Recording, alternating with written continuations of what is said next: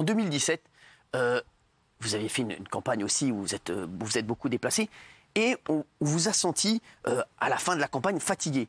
Ouais. Pour cette campagne-là, je vous sens beaucoup plus en forme. Je sens au contraire qu'on avait l'impression que vous avez démarré comme un diesel et puis là, ça va beaucoup mieux. C'est vrai, on le dit, on va s'en parler ce soir. Lors du débat entre les deux tours, je vous ai senti fatigué, je vous ai senti éreinté par toute la campagne. Là, on vous sent plus en forme, même physiquement. Voilà, vous avez l'air...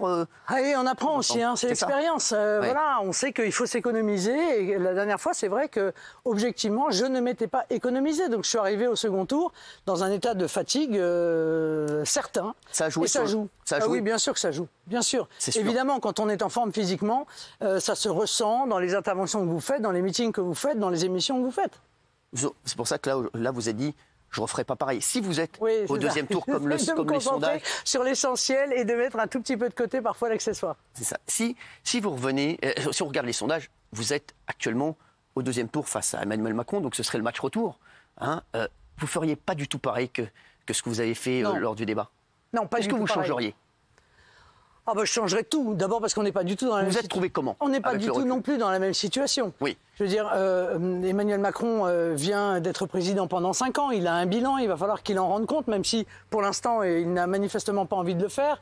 Je veux dire, il faut à un moment qu'il se confronte à ses adversaires. Marine Le Pen, entre nous, avant de parler de ce débat du second tour, si vous aviez été à la place d'Emmanuel Macron, il est président sortant, il est à 30% d'intention de vote au premier tour, il ne cesse de monter dans les sondages de semaine en semaine.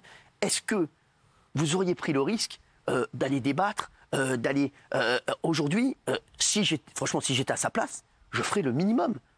Et on peut le comprendre. Est-ce que vous n'auriez pas fait comme lui?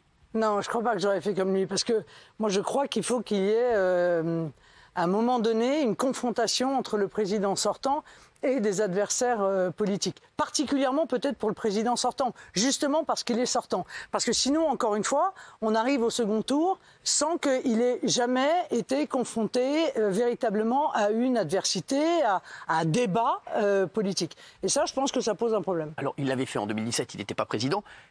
Aucun président ne l'a fait. Lui, il se dit, moi, je me dis, dans les sondages, je suis déjà donné finaliste. Je vais attendre le finaliste. Mais d'accord, mais il avait dit qu'il était différent des autres. Donc, il faut savoir, s'il est différent des autres, il ne fait pas comme les autres. Il peut être différent sur certaines choses. On a bien compris qu'en réalité, il est en train d'essayer de préserver une forme de capital et qu'il aimerait bien même tenter de laisser penser que cette élection n'en serait pas une et qu'il s'agirait là, en fait, d'un pur acte administratif.